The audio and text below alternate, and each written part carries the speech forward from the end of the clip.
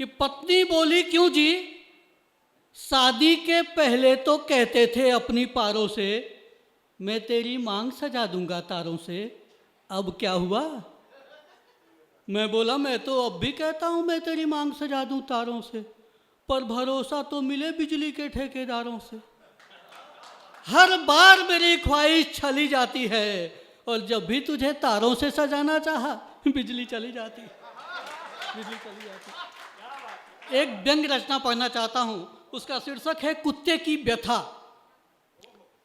कल अचानक मैं यह देख चिटपिटाया जब एक कुत्ते ने अदालत का दरवाजा खटखटाया।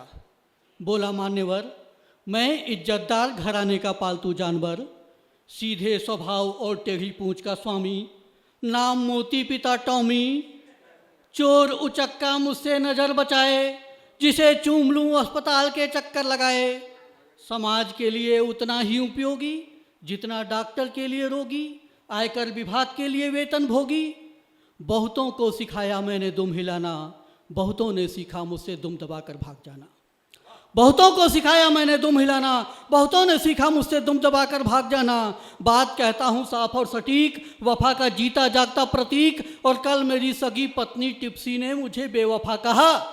जज साहब, मैं तो कहीं का ना रहा, न घर का, न घाट का, न बाजार का, न हाट का। जज साहब टिप्सी की ओर मुखातिब हुए, बोले, आपको अपनी सफाई में कुछ कहना है? टिप्सी बोली, जज साहब, यूँ तो ये मुझसे बहुत प्यार जताते हैं और कभी कभी तो मुझे चांद का टुकड़ा बताते हैं, पर उसके आने से इनकी ज़िंदगी में चार चार चांद लग जाते हैं। अब कहाँ चांद का टुकड़ा और कहाँ चार चार चांद, उस हिसाब से मुझसे कई गुना प्यार उसका हुआ। फिर आप ही बताइए जज साहब, ये बेवफा हुआ या ना हुआ? जज साहब बोले, आप दोनों ने तोड़ा है परस्पर विश्वास की उस धरोहर को जो मिली थी विरासत में, इसलिए रिपोर्ट आने तक आपको लिया जाता है न्यायिक हिरासत में। जज साहब ने अपनी नज़र ऊपर उठाई और अगले ही पल एक जांच समिति बैठाई।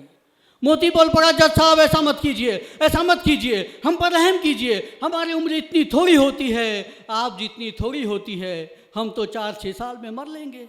और फिर जांच समिति की रिपोर्ट आ भी गई तो आप क्या कर लेंगे? खैर, 2 वर्ष के बाद जांच समिति की रिपोर्ट आई, जिसे मद्देनजर रख अदालत ने 1 वर्ष की सज़ा सुनाई। मोती बोला, धन्य धन्य है तू न्याय व्यवस्था, तुझमें कम न हो किसी की आस्था। धन्य है तू जांच समिति और धन्य तेरा परामर्श, 1 वर्ष की सज़ा के निर्णय में लग गए 2 वर्ष।